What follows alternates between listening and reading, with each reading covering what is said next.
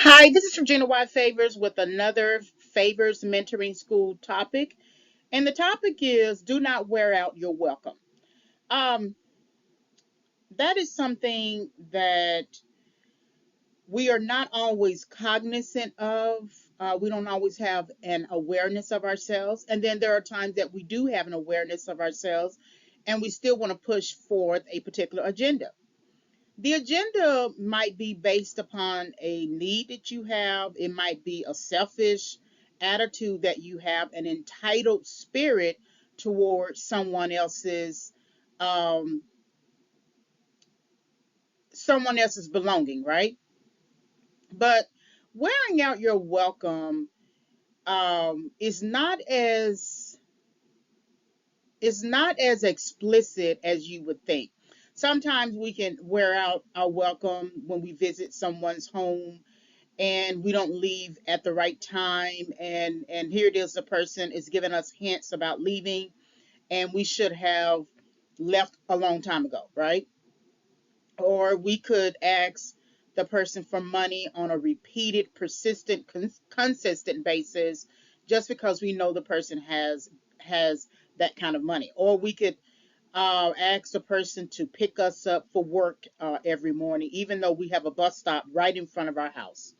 There are general um, activities and behaviors connected to wearing out your welcome uh, as you go through your life, as you engage other people, as you create and develop interpersonal relationships. You're going to always have some form of wearing out your welcome. And sometimes, again, you may not always know that you're doing that. Um, and then there are times you actually do. I think what I want to consider when I look at this concept, wearing out your welcome, I think about it in terms of staying somewhere too long, right? Staying in a state of mind, staying in a financial condition, staying in a belief system. You are wearing out your welcome. All of us have an initial or basic understanding of things, right? We understand that when we are training and going through levels, there's your basic, your intermediary, maybe one level right after that, and then advanced. And then, of course, advanced could easily go to expert, right? So, again, it's basic, intermediate, advanced, expert. What happens a lot of times is we will stay in a basic understanding on a topic that is much more advanced or has levels, right?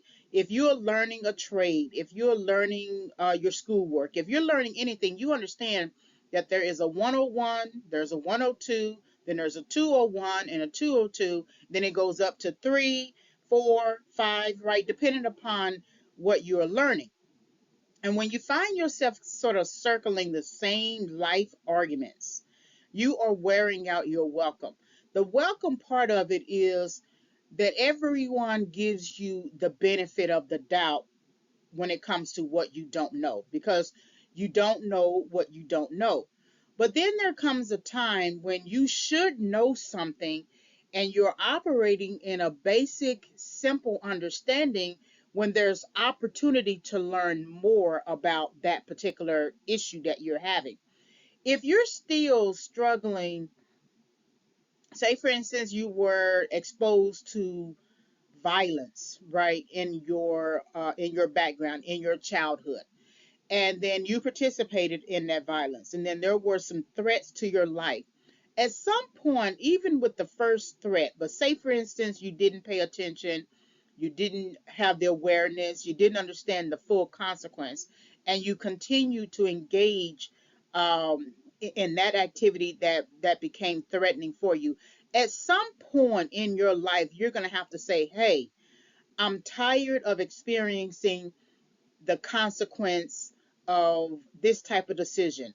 I've gotten a bullet to the chest, a bullet to the arm, a bullet to the leg, and you're still not learning anything. The welcome for this particular example would be the fact that you made it out alive, that there was the right nurse and the right doctor and the right person who saw you on the street and picked you up and took you to the hospital or called the doctor or whatever you want to say, right? That um, that the welcome was, let's give you an opportunity to get better, right?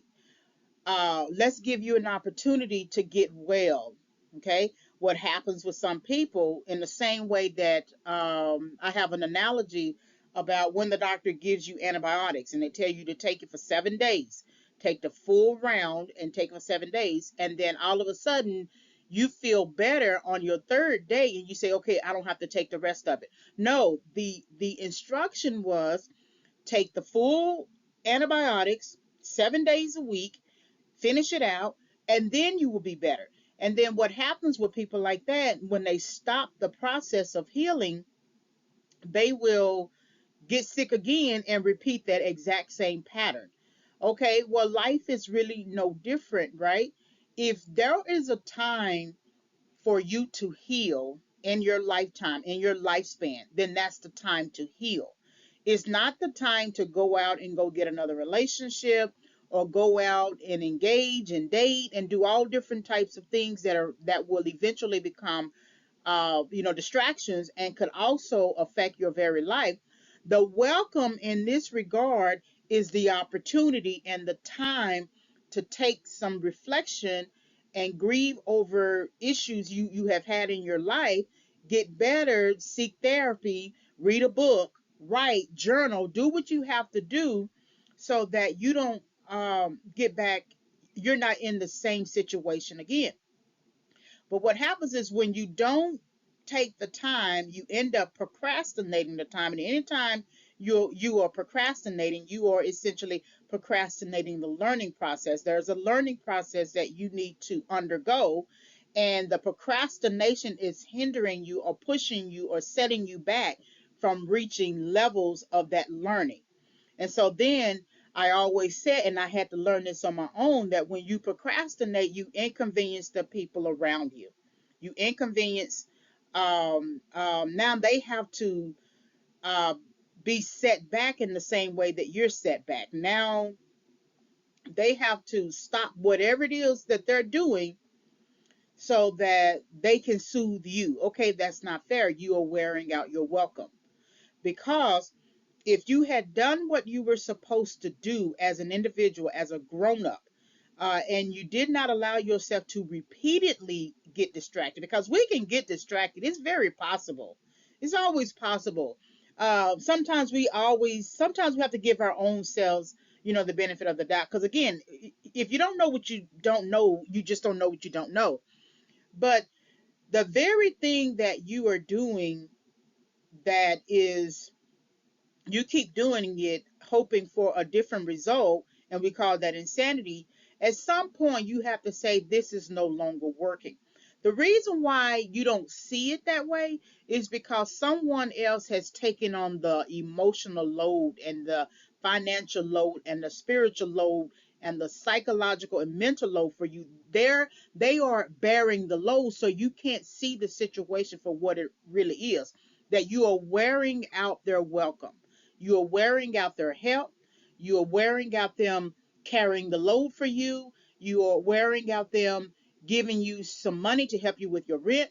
You are wearing out the time that they are taking away from what they need to do as an individual to listen to you over the phone.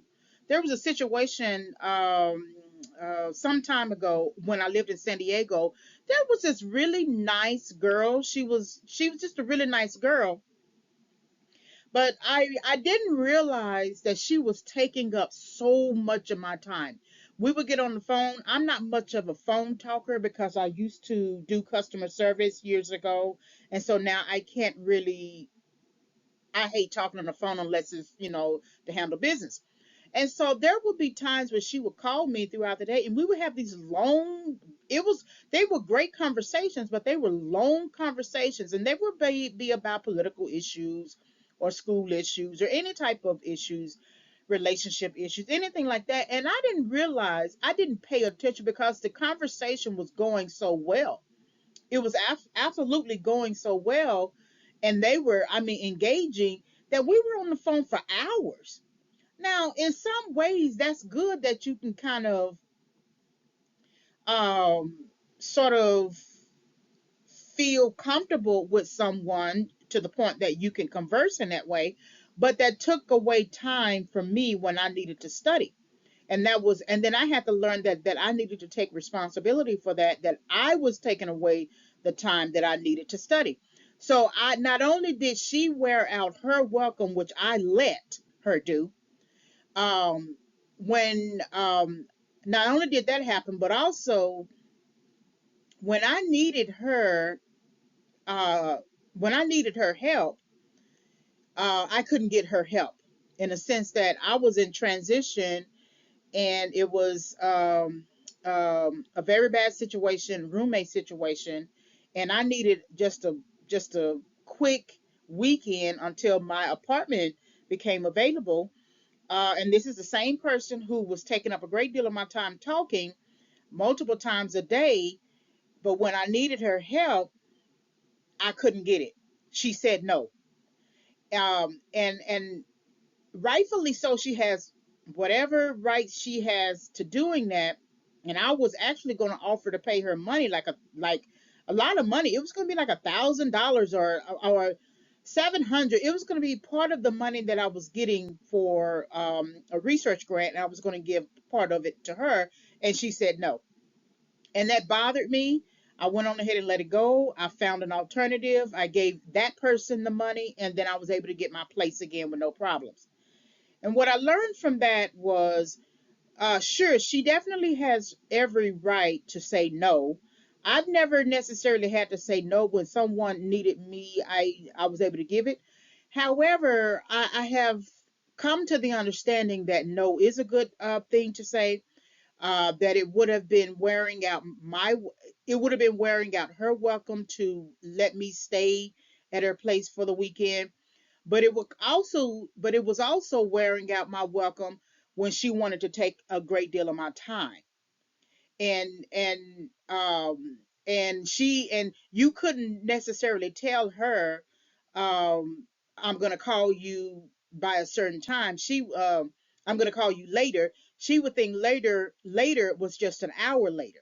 And so I thought that there was a need in her that she wasn't getting from her immediate surroundings.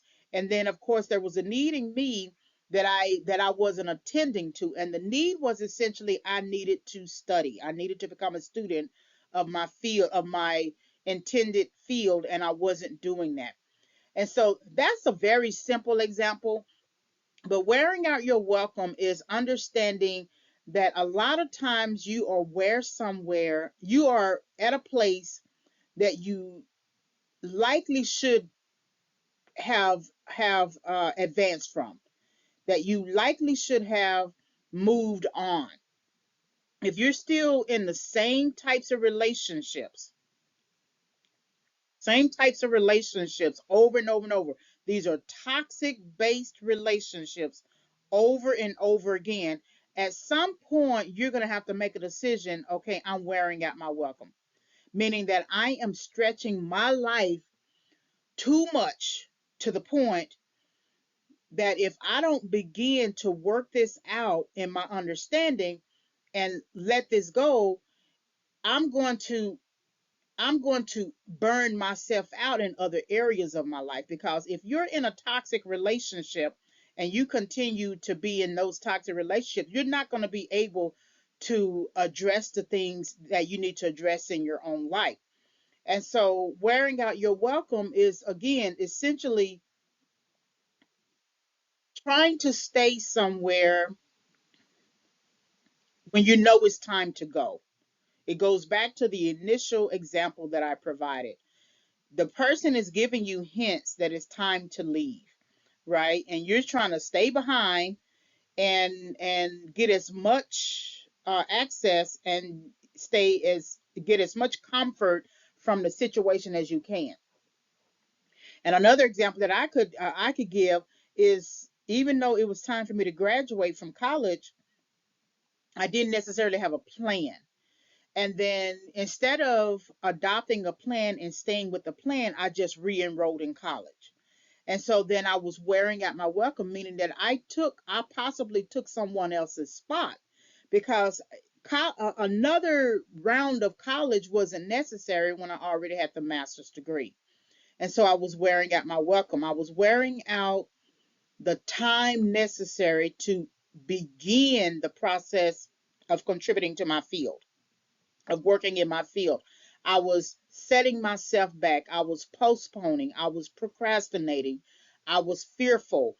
It was I was afraid to take the next steps, and so I stayed in a place of comfort because college was comforting for me.